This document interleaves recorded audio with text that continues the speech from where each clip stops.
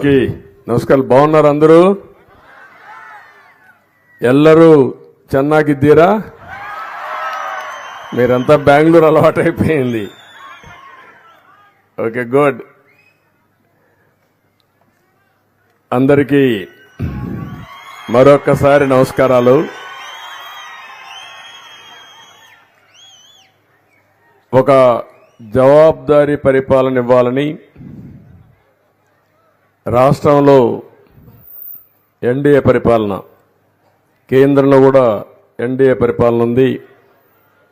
ఇక్కడ చూస్తే ధర్మవరం నుంచి మిత్రుడు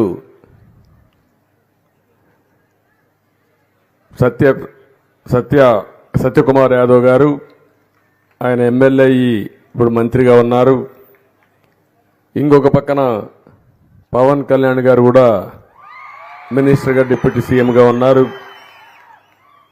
ఈ ప్రభుత్వం మీ అందరి కోసం చాలా స్పష్టంగా ఏది చేసినా ఒక జవాబుదారీతనంగా ఉండాలి, ఇంకొక పక్కన అందరికీ తెలిసే విధానాలు ఉండాలనే ఉద్దేశంతోనే ఏ కార్యక్రమం చేసినా దాన్ని ముందుకు తీసుకుపోతున్నాం. ఈరోజు మీరు చూస్తే నేను ఇక్కడికి వచ్చాను. చరిత్రలో మొట్టమొదటిసారిగా 97% పింఛన్లు ఇప్పటికే మీ అందరికీ అందజేసాం. 197 మందికి. అంటే ఒకే రోజు ఉదయం ప్రారంభించి సాయంత్రానికి అర్హులందరికీ ఇంటి దగ్గరనే ₹1 తీసుకోకుండా, ఎవ్వరికి ఇబ్బంది లేకుండా పింఛన్లు ఇచ్చిన ఏకైక ప్రభుత్వం ఈ ప్రభుత్వాన్ని మీ అందరికీ విజ్ఞప్తి చేస్తున్నా. దీంట్లో కూడా మీరు ఒకసారి గుర్తుపెట్టుకోవాల్సింది, నేను కూడా నేరుగా వచ్చి మీకు పింఛన్ ఇస్తున్నానంటే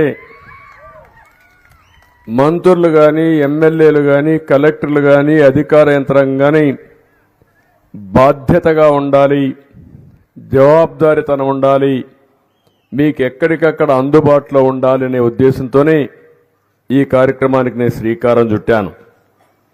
అదే మరి ఇంకొక పక్కన మీరు చూస్తే ఈ పింఛన్ అనేది ఎప్పుడూ లేని విధంగా ఇస్తున్నాం.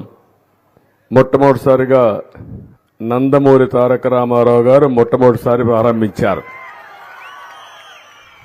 84-85లో ₹35 ప్రారంభించాం. ఇప్పుడు ₹4,000 వరకు మీకు పింఛన్ ఇచ్చే అవకాశం వచ్చింది. ఆ తర్వాత నేను 35 నుంచి ₹70 చేశాను.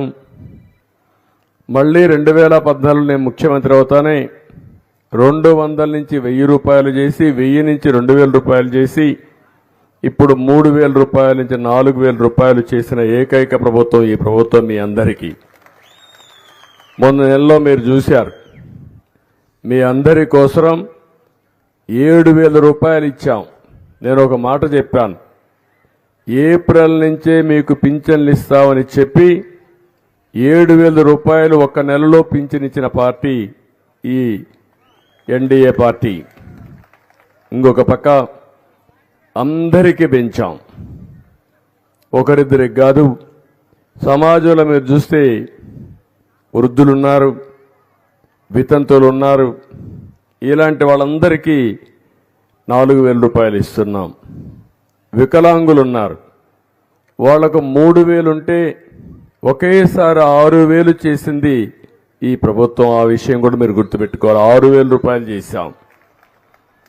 ఇంకొక పక్కన మీరు ఒకసారి చూస్తే ఎవరైతే సైనిక్ వెల్ఫేర్ పర్సన్స్ కానీ అలాంటి వాళ్ళకు కూడా ₹5,000 ఇస్తున్నాం.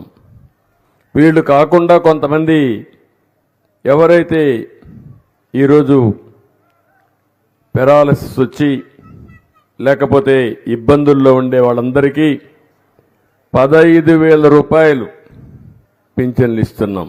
అంటే ఒక వ్యక్తికి మీరు ఊహించుకోవాలి, అంత మునుపంతా కూడా అలాంటి వాళ్ళు చాలామంది బయట రాలేరు, బెడ్కే పరిమితం అవుతారు, మంచానికే పరిమితం అవుతారు. వాళ్ళు చూసుకోవడానికి ఇంకొకరు కావాలి. ఓసారి విధి వక్రీకరిస్తుంది. అలాంటప్పుడు వాళ్ళు సఫర్ కావడమే కాకుండా కుటుంబ సభ్యులు కూడా సఫర్ అయ్యే పరిస్థితి వచ్చినప్పుడు ఆ కుటుంబాన్ని ఆదుకోవాలని ఒక్కొక్కరికి 15,000 రూపాయలు పింఛన్ ఇచ్చిన ప్రభుత్వం ఈ ప్రభుత్వం అని చెప్పి కూడా నేను మీకు తెలియజేస్తున్నా. ఎవరికైనా లెప్రసీ కానీ ఇవన్నీ ఉంటే వాళ్ళకి 6,000 రూపాయలు ఇస్తున్నాం. దాన్ని కూడా ఆదుకుంటున్నాం. ఇంకొక పక్కన మీరు చూస్తే చాలా మందికి కిడ్నీ సమస్య ఇలాంటి సమస్యలు వచ్చుంటే అలాంటి వారికి 10,000 రూపాయలు ఇస్తున్నాం. ఒక బాధ్యత కలిగిన ప్రభుత్వం ఆ బాధ్యతతో ప్రతి ఒక్కరిని ఆదుకోవడం కోసం ముందుకు పోతూ ఈ కార్యక్రమానికి శ్రీకారం చుట్టాం. మీరందరూ ఒక్కసారి ఆలోచిస్తే పోయిన నెల 4,408 కోట్ల రూపాయలు ఇచ్చాం.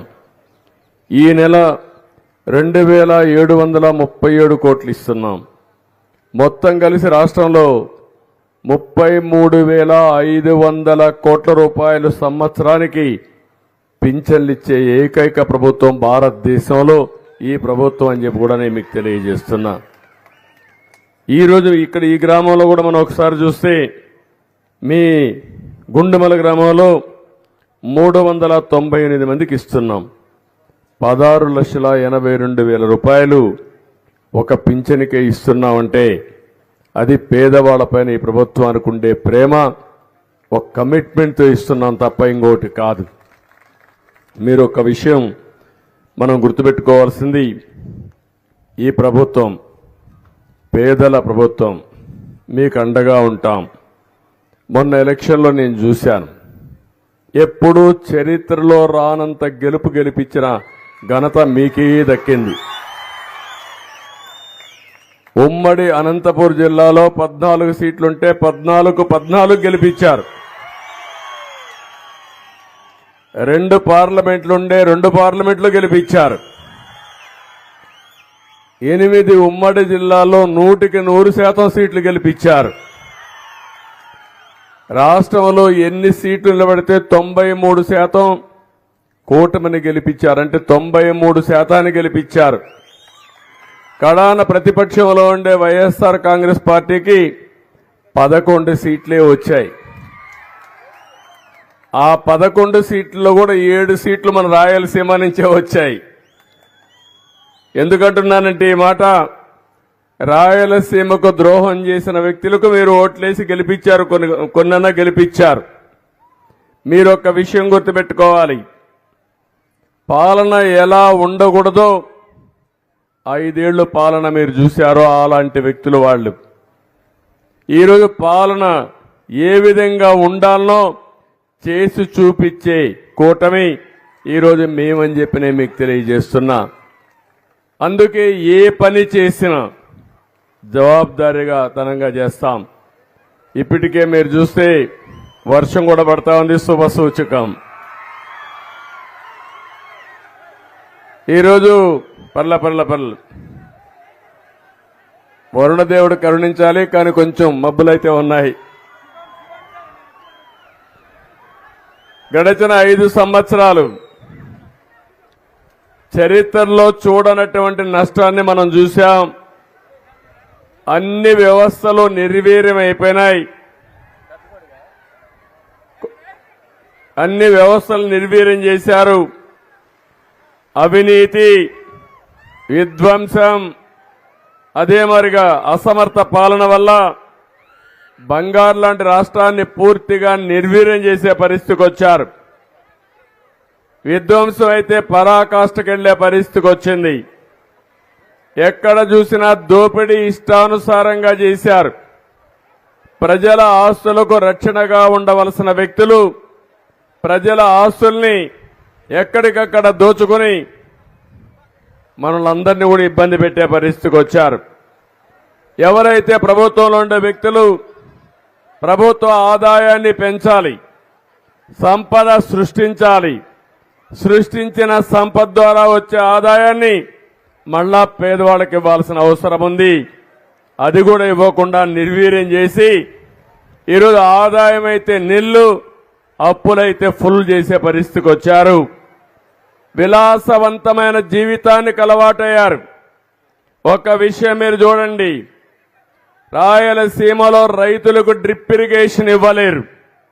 ఒక్క సాక్షి పేపర్కు 403 కోట్ల రూపాయలు అడ్వర్టైజ్మెంట్కి ఇచ్చుకున్నారు. ఎవడబ్బా సొమ్మని అడుగుతున్నా మీ ద్వారా ఈ ఆనాటి ప్రభుత్వాన్ని. అంటే మీకు భయం కానీ లేకపోతే రేపు రాబోయే రోజులు ఏమైనా జరుగుతుందని కానీ భయం లేకుండా పోయారు. మనకు రోడ్లు వేయలేరు, ఇక్కడ రిజర్వాయర్లు కట్టలేరు. కానీ మీరు చూస్తే సర్వే పేరు పెట్టి ఆ సర్వేకి రాళ్లు వేయడానికి 700 కోట్ల రూపాయలు ఖర్చు పెట్టారు. 700 కోట్ల రూపాయలు రాళ్లు తయారు చేసి ఫోటో వేసుకున్నారు. శ్మశానంలో ఎట్లయితే ఫోటో పెడతాం చనిపోయిన వాళ్ళకి ఆ మాదిరిగా ఫోటోలు వేసుకునే పరిస్థితికి వచ్చారు. దీని ఖర్చు 700 కోట్ల రూపాయలు. ఇప్పుడే నేను వెళ్ళాను. ఓబడమ్మకైతే ఇల్లు లేదు కానీ ఉండే ఇల్లు కూడా ఉరుస్తా ఉంది. కానీ ఈ మహానుభావుడు 500 కోట్ల రూపాయలు ఖర్చు పెట్టి విశాఖపట్నం ఋషికొండలో ప్యాలెస్ కట్టుకుంటున్నాడు. అంటే రాజులో మనం, లేకుంటే మనం ఏమన్నా నియంతలో మనం? నేను అడుగుతున్నా, ఈరోజు నేను ఇక్కడికి వచ్చాను, హంగామాలు ఉన్నాయా తల్లి అని అడుగుతున్నా మిమ్మల్ని. పరదాలు కట్టావా అని అడుగుతున్నా నేను. చెట్లు నరికేసావా అని అడుగుతున్నా నేను. ఎక్కడ అందరినీ హౌస్ అరెస్ట్ చేసావా అని అడుగుతున్నా నేను. మేము పాలకులం కాదు, సేవకులం. ఆ విషయం మీరు గుర్తుపెట్టుకోవాల్సిన అవసరం ఉంది. అంతకంటే నియంతలు చేయని పనులు చేశారు. దుర్మార్గమైన సంస్కృతికి శ్రీకారం చుట్టారు. దొరికింది దోచుకుని ఇటీవల కాలంలో నేను చాలా సమీక్షలు చేస్తున్నాను. మీకు ఇప్పటికే 7 వైట్ పేపర్ల ద్వారా వాస్తవాలను తెలియజేయాలని నేను 7 వైట్ పేపర్లు రిలీజ్ చేశాను. మళ్ళీ ఇప్పుడు మీ యొక్క మెరుగైన సేవలు అందించడానికి, ఆదాయాన్ని పెంచడానికి మీకు కార్యక్రమాలతో ముందుకు పోయే పరిస్థితికి వచ్చాం. నేను ఒకే విషయం అడుగుతున్నాను. ఒకప్పుడు అనంతపురం జిల్లా, కరువు జిల్లా. నేను కూడా ఒకప్పుడు ముఖ్యమంత్రిగా ఉండి ఈ జిల్లాలో నీళ్లు లేకపోతే కరువు వస్తే పశువులకు క్యాంపులు పెట్టే సందర్భం ఉంది. కనీసం పశువులను మేపుకోలేమంటే, ఇంటి దగ్గర గడ్డి లేదంటే ఏం చేయాలో తెలియకుండా ఎక్కడన్నా చెరువులుంటే, రిజర్వాయర్లుంటే అక్కడ తీసుకుపోయి అక్కడే మీ పశువులకు క్యాంపులు పెట్టి తర్వాత కరువు పోయిన తర్వాత మీకు పంపించిన రోజులు గుర్తుపెట్టుకోవాలి మీరు. ఇంకొక విషయం మీరు చూస్తే ఎప్పుడు కూడా ఎన్టీ రామారావు గారు ఆలోచించేవారు, నీళ్లిస్తే బంగారు పండించే రైతాంగం ఈ అనంతపురం జిల్లాలో ఉంది. ఒకప్పుడు రాళ్లసీమగా చేశారు పాలకులు. కానీ ఈరోజు నేను హామీ ఇస్తున్నా, అలాంటి రాళ్లసీమని రతనాల సీమగా చేసే బాధ్యత మాది. ఈరోజు ఇక్కడ చూశారు 2 ఉదాహరణలు. ఒకటి, భగవంతుడు మంచి వాతావరణం ఇచ్చాడు. ఇక్కడ బెంగళూరు క్లైమేట్ ఉంది. ఇక్కడ పట్టు పరిశ్రమ బ్రహ్మాండంగా వస్తుంది. పట్టు పరిశ్రమ చేసుకుంటే ఎకరాకు 1,00,000 నుంచి 2 లక్షల రూపాయల ఆదాయం వస్తుంది. ఒక ఎకరాకు నలుగురికి 5 మందికి ఉపాధి కల్పించే అవకాశం వస్తుంది. ఈరోజు మనం చూసాం, మనం మంచి పని చేస్తున్నాం కాబట్టి వరుణ దేవుడు కూడా సహకరించాడు. మన మీటింగ్ అయినాక మళ్ళా వర్షం వస్తుంది. ప్రస్తుతం అయితే వర్షం కూడా పడకుండా మనల్ని కరుణించాడంటే ఒక మంచి కార్యక్రమం. కాబట్టి నేను ఒకటే మిమ్మల్ని అందరినీ ఒకటి కోరుతున్నా, మేము చెప్పే విషయాలు మీరు వినండి. విన్న తర్వాత మీ ఇంట్లో కూడా చర్చ చేయండి.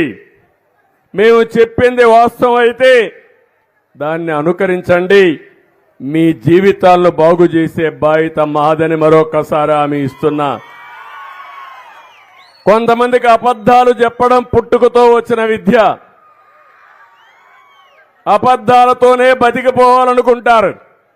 కానీ వాళ్ళ మాట నమ్మితే మాత్రం కుక్క తోక పట్టుకొని గోదావరి ఈదినిట్టే మొన్నే అదే జరిగింది. ఇక్కడ మీరందరూ ఉన్నారు, కనీసం నవ్వుతున్నారు. 5 ఏళ్లు నవ్వారా అని అడుగుతున్నా మిమ్మల్ని. ఎక్కడన్నా మీటింగ్ పెట్టుకున్నారని అడుగుతున్నా. ముఖ్యమంత్రి వస్తే బలవంతంగా స్కూళ్ళన్నీ క్లోజ్ చేస్తాడు. ఇప్పుడు నేనేమన్నా క్లోజ్ చేశాను స్కూళ్ళు? బలవంతంగా రమ్మనే పరిస్థితుంది. ఇప్పుడు బలవంతంగా రమ్మన్నాను నేను. మీరు స్వచ్ఛందంగా వచ్చారా లేదా అని మిమ్మల్ని అడుగుతున్నా. అంటే ఒక ముఖ్యమంత్రి అనే వ్యక్తి బలవంతంగా ఇంటికి ఒకరు రావాలంట. ఆయన రాజు కాబట్టి ఆ రాజును చూడడానికి. ఒక దుర్మార్గమైన పాలన. పింఛనిస్తే 10,000 కొన్ని లక్షల మంది రావాలంట ఆయనకి. బటన్ నొక్కుతాడు. వాళ్ళ ఇంట్లో నుంచే నొక్కొచ్చు బటన్ నొక్కాలంటే. కానీ అందరిని రమ్మని బలవంతంగా బస్సులు పెట్టి బలవంతం చేసి ఎండల్లో ఇబ్బందులు పెట్టిన రోజులు మనం చూశాం. నేను మీ దగ్గరికి వస్తా, నా దగ్గరికి మీరు రావాల్సిన అవసరం లేదని మరొక్కసారి విజ్ఞప్తి చేస్తున్నా. నా బాధంతా ఒకటే. 2014-19లో రాష్ట్రం విడిపోయిన తర్వాత నేను ఆలోచించాను. ఆ రోజు హైదరాబాద్ కూడా నేనే అభివృద్ధి చేశా. ఈరోజు హైదరాబాద్ తెలంగాణకు వెళ్ళింది. తెలుగువారు అక్కడున్నారు. ఇక్కడుండే తెలుగువారు ఇబ్బంది పడుతున్నారని నేను ఆ రోజు ఆలోచించి ఒక పక్క సాగునీటికి 68,000 కోట్ల రూపాయలు ఖర్చు పెట్టాను. ఇక్కడే మీరు ఒకసారి చూడండి. హంద్రీ నీవా 5 సంవత్సరాల్లో 68,000 కోట్ల రూపాయలు ఖర్చు పెట్టిన పార్టీ. నేను అడుగుతున్నా, ఎంత ఖర్చు పెట్టారు? ఇప్పుడు కనీసం 400 కోట్లు కూడా 5 ఏళ్లలో ఖర్చు పెట్టలేని పరిస్థితి వచ్చారు. అదే మాదిరిగా ఈ మడకసిర కాలువ నేనే తీసుకొచ్చాను. నీళ్లు కూడా ఇచ్చింది నేనే ఇచ్చాను. ఇదే కాదు, మీరు ఒకసారి చూస్తే అనంతపూర్ జిల్లాలో ఎప్పుడూ కరువు జిల్లా.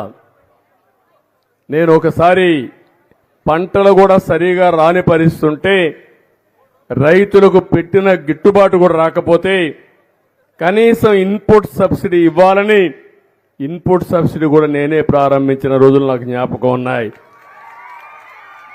అదే మరిగా పింఛన్ ఇస్తా ఉంటే అన్ని ప్రాంతాల్లో 2-3 ఎకరాల నిబంధన ఉంటే అనంతపూర్కి మాత్రం 10 ఎకరాల వరకు నిబంధన కూడా ఇది చేసి మీకు పింఛన్ ఇచ్చిన పార్టీ తెలుగుదేశం పార్టీ ఆ రోజు. ఇంకో పక్క మీరు చూస్తే ఇక్కడ నీళ్లు లేవు కాబట్టి డ్రిప్ ఇరిగేషన్ ఇచ్చాను. అది కూడా 90% డ్రిప్ ఇరిగేషన్ ఇచ్చిన పార్టీ తెలుగుదేశం పార్టీ ఆ రోజు. అవునా కాదా? ఒక్కసారి ఆలోచించుకోండి. 1 ఎకరాకు వాడే నీళ్లు 2.5 ఎకరాలకు వాడుకోవచ్చని మనం అవన్నీ ఇచ్చాం. ఈ రాష్ట్రంలో తక్కువ వర్షపాతం పడే ప్రాంతం అనంతపూర్ జిల్లా, ఉమ్మడి జిల్లా. ఇప్పుడు సత్యసాయి జిల్లా 552 మిల్లీమీటర్లు పడుతుంది. భూమి అయితే 47 లక్షల ఎకరాలుంది. దీంట్లో సాగు అయ్యేది 11 లక్షల ఎకరాల భూమి. కానీ దాంట్లో సాగునీరిచ్చే భూమి చూస్తే 2 లక్షల ఎకరాలు కూడా లేదు. 5 ఏళ్లలో మీరు ఒకసారి చూసినప్పుడు 12,500 కోట్ల రూపాయలు ఖర్చు పెట్టి హంద్రీ నీవా అక్కడి నుంచి మీరు చూసినప్పుడు మొత్తం అన్ని ప్రాజెక్టులు కూడా జీడిపల్లి కానీ, బైరివాని తిప్ప కానీ, ఇంక పేరూరు కానీ, జీడిపల్లి, పేరూరు, గొల్లపల్లి రిజర్వాయర్ని, గుంతకల్లు, మడకసిర బ్రాంచ్ కెనాల్ని, చెర్లోపల్లి, మారాల ఇవన్నీ నేనే ప్రారంభించాం. దాని అన్ని చాలా వరకు పూర్తి చేశాం. ఒకసారి లాభం మీరు ఒకసారి చూస్తే ఒక్క గొల్లపల్లి రిజర్వాయర్ని పూర్తి చేసి కియా మోటార్ని తీసుకొచ్చి కరువు జిల్లా ఎడారిగా మారిపోతున్న జిల్లాలో కియా మోటార్ని పరిగెత్తించిన ఘనత ఆనాటి ప్రభుత్వం. అవునా కాదా అని మిమ్మల్ని అడుగుతున్నా. అదే మరి యూనివర్సిటీస్ అన్నీ పెట్టాం. ఈరోజు నాకు అనిపిస్తుంది ఈ జిల్లాలో ఈ జిల్లాలో కానీ నీరిస్తే అన్ని రాష్ట్రంలో అన్ని ప్రాంతాల కంటే దేశంలోని అగ్రస్థానంలో ఉండబోయే జిల్లా ఇది.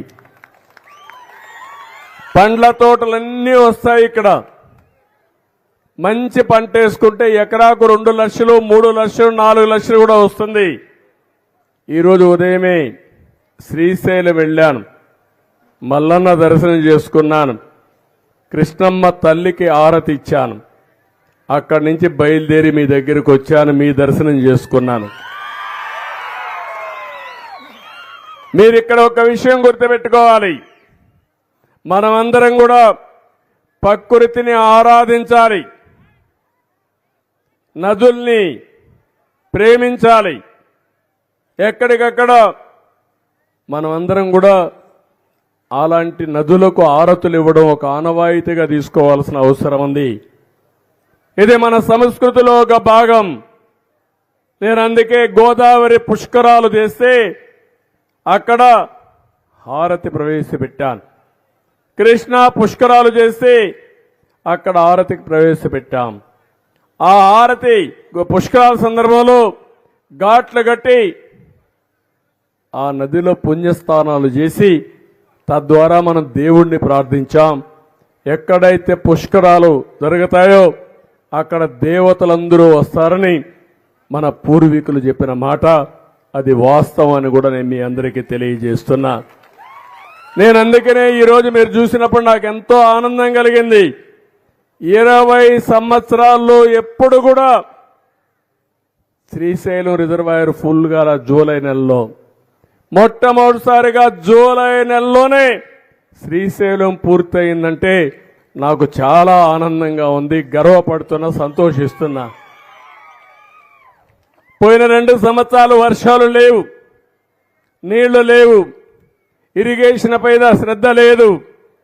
ఈరోజు నేను వచ్చానని చెప్తున్నా, ఈ యొక్క మడకసరికే కాదు అనంతపురం జిల్లాని సస్యశ్యామలం చేసే బాధ్యత మాది.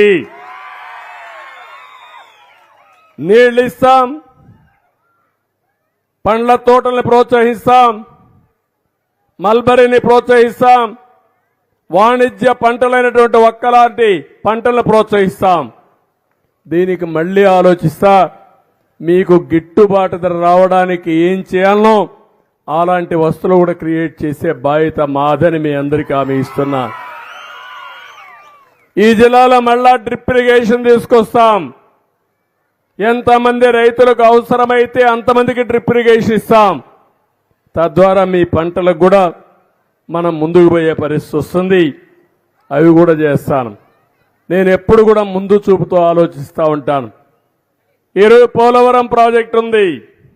ఆ పోలవరం ప్రాజెక్టు పూర్తి చేసి నదుల అనుసంధానం చేస్తే ఈ రాష్ట్రానికి కరువు అనే మాట ఉండదు. ప్రతి ఒక్క ఎకరాకు నీళ్లు ఇచ్చే పరిస్థితి వస్తుంది. మీరు ఒక్క చెట్లు వేశారు, వేసిన తర్వాత ఒకసారి వర్షం రాకపోతే ఎండిపోయే పరిస్థితి వచ్చింది. అదే కానీ అందరి నీవా పూర్తి చేసి నీళ్లు తీసుకొచ్చి ఏ రైతు అయితే ఒక్క వేసుకోవాలంటాడో అలాంటి వాళ్ళందరికీ ఇవ్వగలిగితే ఎంత ఆదాయం వస్తుంది, ఎంతమందికి ఉపాధి వస్తుంది, మీ జీవితాలు ఏ విధంగా మారతాయో ఒక్కసారి ఆలోచించుకోవాల్సిన అవసరం ఉంది. మన భవిష్యత్తు మార్చుకోవడం మన చేతుల్లో ఉంది. నేను అందుకే ఒక మాట చెప్పాను, నీరు సంపద సృష్టిస్తుంది, ఆ సంపద ఆదాయాన్ని పెంచుతుంది. ప్రభుత్వానికి ఆదాయం వస్తే ఈ నిరుపేదలకి పింఛన్లు ఇచ్చేదానికి అవకాశం వస్తుంది, ఈ పిల్లల్ని బాగా చదివించడానికి అవకాశం వస్తుంది. ఆదాయం రాకపోతే అప్పులు తెస్తే అప్పుల ఉబిలో కూరకపోతాం. గడచిన 5 సంవత్సరాలు జరిగిన పాలన మీరు చూస్తే 9,74,000 కోట్ల రూపాయలు అప్పు చేశారు. 72,000 కోట్ల రూపాయలు సంవత్సరానికి వడ్డీ అసలు మనం కట్టాలి. అంటే ఎక్కడ తెస్తామని అడుగుతున్నాను నేను. కానీ ఇప్పుడు తప్పదు, మనం కష్టపడాలి, అప్పు కట్టాలి, మళ్ళా మీకు సంక్షేమాన్ని చేయాలి. అందుకే నేను మిమ్మల్ని అందరినీ కోరేది, దుర్మార్గుల వల్ల మన జీవితాలు ఎంత నష్టపోతాయో ఇది ఒక ఉదాహరణ అని చెప్పి నేను మీకు తెలియజేసుకుంటున్నా. ఇంకొక విషయం కూడా నేను మిమ్మల్ని అందరికీ విజ్ఞప్తి చేస్తున్నాను. నా ఆలోచన ఒకటే, పేదరిక నిర్మూలన జరగాలి. ఈరోజు ఈ ఊరికి వచ్చాను. ఈ ఊర్లో జీరో పావర్టీ చూడాల్సిన బాధ్యత మీ అందరిపైన ఉంది. దాన్ని సాధించడం కోసం మీకు సహకరించే బాధ్యత నాదని మీ అందరికీ హామీ ఇస్తున్నా. పేదవాళ్ళందరికీ పింఛన్లు ఇస్తేనో సంక్షేమ కార్యక్రమాలు ఇస్తానో సమస్య పరిష్కారం కాదు, కానీ అవి ఇవ్వాలి. శాశ్వతంగా పేదరికం పోతే మీ ఆర్థిక వెసులుబాటు వస్తే చాలా వరకు న్యాయం జరిగే పరిస్థితి వస్తుందని చెప్పి కూడా నేను మీకు తెలియజేసుకుంటున్నా. అందుకని ఇంకో పక్క ఈరోజు నేను ఇక్కడికి వచ్చినప్పుడు ఇప్పుడే రాజుగారు కొన్ని విషయాలు చెప్పారు. ఎమ్మెల్యేగా ఉన్నటువంటి రాజుగారు ఇక్కడ నాయకులందరూ అందరి నీవా పథకంలో భాగంగా ఉండే మడకసర నియోజకవర్గంలో గుడిబండ మండలం రాళ్లపల్లి వద్ద, మళ్లీ రోడ్ల మండలం రత్నగిరి వద్ద రిజర్వాయర్లు కట్టించే బాధ్యత మాది. ఈ 2 రిజర్వాయర్లు పూర్తి చేస్తే ఈ ప్రాంతానికి సాగునీరు, త్రాగునీరు సమస్య పూర్తిగా పరిష్కారం అవుతుంది. మడకసిరి దగ్గర అనంతపురం వద్ద ఏపీఐసి కోసం 1600 ఎకరాలు భూమి ఉంది. అవసరమైతే ఇంకా 1 ఎకరాలు సమీకరించి నేను ఒకటే చెప్తున్నా, ఒక ఇండస్ట్రియల్ క్లస్టర్ని తీసుకొచ్చే బాధ్యత మేము తీసుకుంటాం. ఇక్కడ ఉండే వాళ్ళందరూ బెంగళూరుకి వెళ్తున్నారు. తప్పదు, వెళ్ళాలి. 10 రూపాయలు సంపాదించుకొని వద్దాం. కానీ నా ఆలోచన ఇక్కడుండే వాళ్ళకి ఇక్కడే ఉపాధి కల్పించే బాధ్యత తీసుకుంటాం. అందుకే మొన్ననే అందరూ క్యాస్ట్ సెన్సస్ చేస్తారు. మన ప్రభుత్వం స్కిల్ సెన్సస్ చేస్తున్నాం. నైపుణ్యాన్ని బేరే చేసి మా తమ్ముళ్ళు యువతున్నారు, చాలా ఉత్సాహంగా ఉన్నారు. మొన్న ఎన్నికల్లో మీ శక్తి ఏంటో నిరూపించారు. ఇప్పుడు నేను హామీ ఇస్తున్నా, మీ అందరికీ మీ నైపుణ్యాన్ని పెంచుతాను. ఇక్కడుండే మీరు ప్రపంచం మొత్తం పనిచేసే విధానానికి నువ్వు బెంగళూరు పోయినా అక్కడుండే వాళ్ళకంటే ఎక్కువ సంపాదించి నైపుణ్యాన్ని నేర్పించే బాధ్యత మాదని మీ అందరికీ హామీ ఇస్తున్నా. అలాంటి దీనికి మనం ముందుకు పోదాం.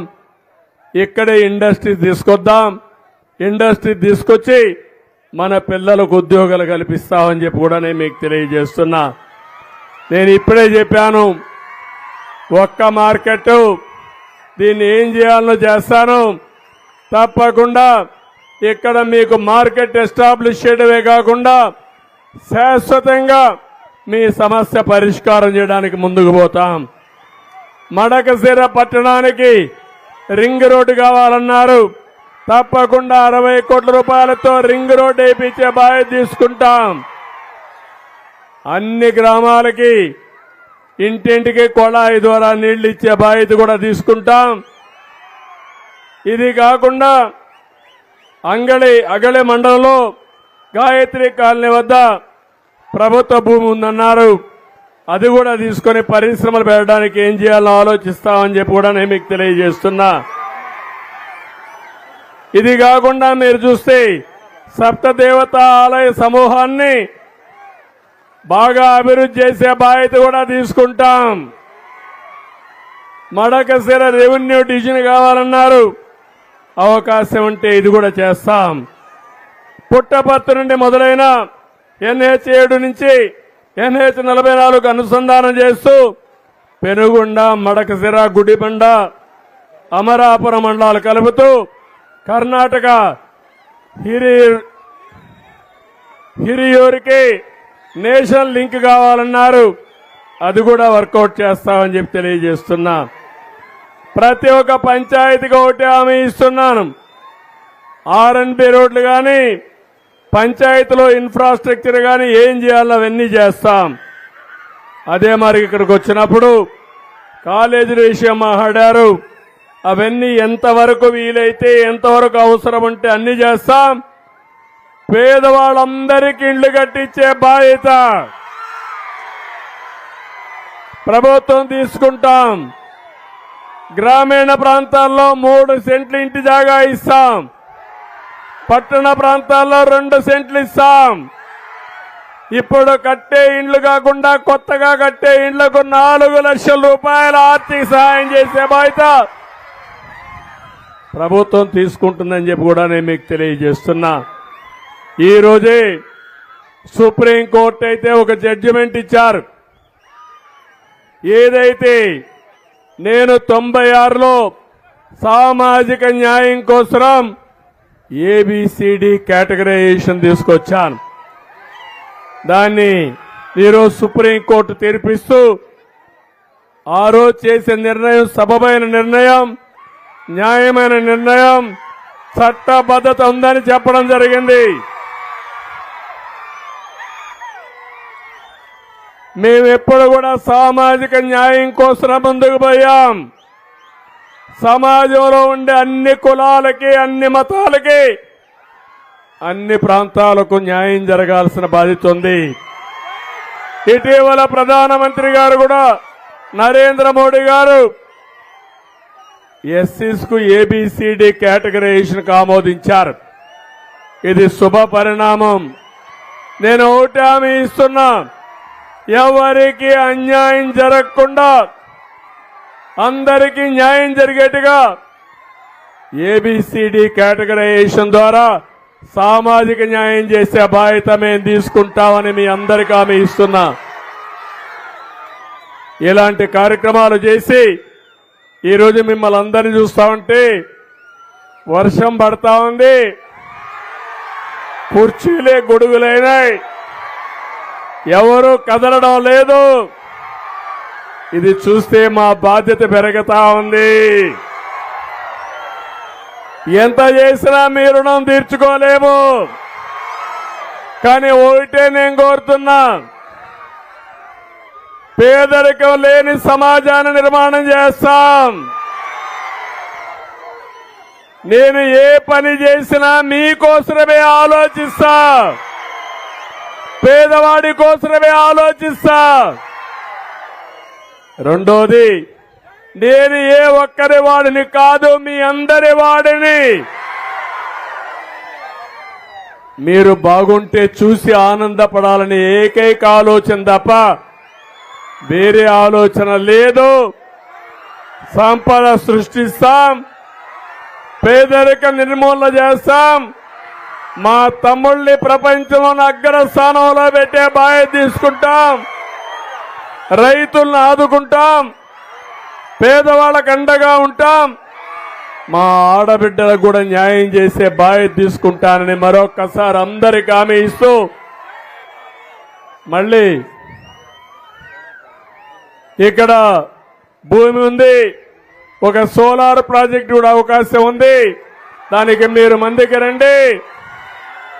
ఏం తమ్ముళ్ళు ఊహించుకుంటే మన ఊర్లోనే కరెంట్ ఉత్పత్తి చేసుకునే పరిస్థితికి వచ్చాం. రాబోయే రోజుల్లో మీ సబ్ స్టేషన్లోనే కరెంట్ ఉత్పత్తి చేసి మీ వ్యవసాయానికి, మీ ఇళ్లకు కరెంట్ ఇచ్చే బాధ్యత మాది. ఎప్పుడన్నా వర్షాలు వచ్చి ఎండ లేకపోతే బయట నుంచి కరెంట్ వస్తుంది తప్ప, లేకపోతే మన ఊర్లోనే కరెంట్ ఉత్పత్తి చేసుకుందాం. ఇలాంటి వినూత్నమైన కార్యక్రమాలతో ముందుకు పోతాం. నాకు కావాల్సింది మీ ఆశీస్సులు కావాలి. దొంగలను నమ్మద్దండి, మళ్ళీ మోసపోవద్దండి. మోసపోతే నష్టపోయేది మనం, అవునా కాదా?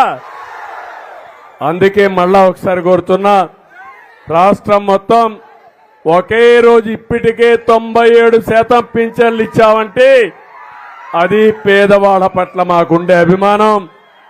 ఇంకా నేను చెప్పినటన్నీ కూడా చేస్తాను. ఆగస్టు 15వ తారీఖున అన్నా క్యాంటీన్ కూడా ఓపెన్ చేస్తాం. పేదవాడికి 5 రూపాయలకి భోజనం పెట్టే బాధ్యత తీసుకుంటాం. ఆ తర్వాత అన్ని కార్యక్రమాలు కూడా ఏదైతున్నాయో నేను ఒకటే హామీ ఇస్తున్నా, కష్టపడతాం, సంపాదిస్తాం, ఆదాయాన్ని పెంచుతాం, పెంచిన ఆదాయాన్ని పేదవాళ్లకు మళ్లీ పంచే కార్యక్రమం నిరంతరం కొనసాగుతుంది. నేను అందుకనే ఒక కొత్త కార్యక్రమం అని చెప్పాను. ఈరోజు మన వాళ్ళు ఇక్కడికి వస్తే ఒకటి మాట్లాడారు, మా రోడ్డు నేషనల్ హైవే కావాలి అని ఇప్పుడే అన్నారు.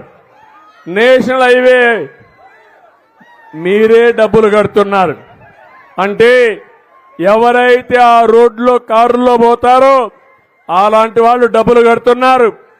పేదవాళ్ళు మాత్రం ఆటోల్లో పోయినా, స్కూటర్లో పోయినా, ఎడ్ల బండిలో పోయినా, ట్రాక్టర్లో పోయినా డబ్బులు కట్టే పరిస్థితి ఉండదు. నేను అందుకని అది PPP model, public private partnership అని, ఎవరైతే బాగా డబ్బులు సంపాదించిన పైనుండే 10%, కింద నుండే 20% సహాయం చేయాల్సిన బాధ్యత ఉంది. పేదవాళ్ళకు అండగా ఉండవలసిన బాధ్యత ఉంది. ఇది జరిగితే ఈ దేశంలో పేదరికం అనే మాట ఉండదు. నేను ఎప్పటికప్పుడు ఒకటి హామీ ఇస్తున్నా, ఈరోజు నా సంకల్పం పేదరికం లేని దేశం, పేదరికం లేని రాష్ట్రం, పేదరికం లేని గ్రామం. ఇది సాధించడానికి ఏం చేయాలని ఆలోచిస్తాం. మీరు కూడా పూర్తిగా సహకరించండి. మీరు సహకరిస్తే ఏదనుకున్నా ఒక మంచి సంకల్పం ఉంటే దేవుడు కూడా సహకరిస్తాడు. అలాంటి సంకల్పం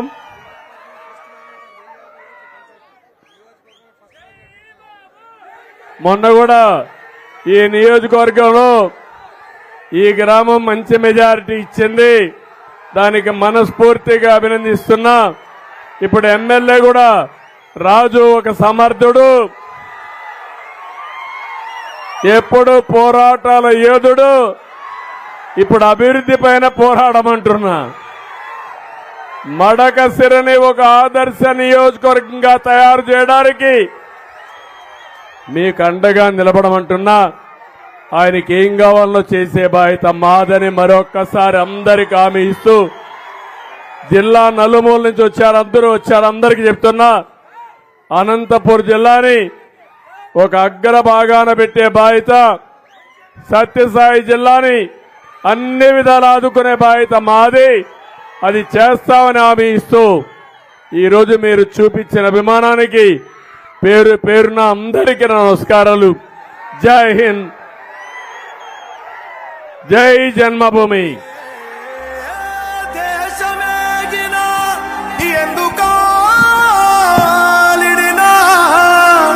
నడవరా నవ్యాంధ్ర రూపశిల్పి చంద్రన్న బాటలో, నిలుపరా నీ రాష్ట్ర ఘన కీర్తి చరిత్ర పుటలో. దళపతి పసుపు గడపల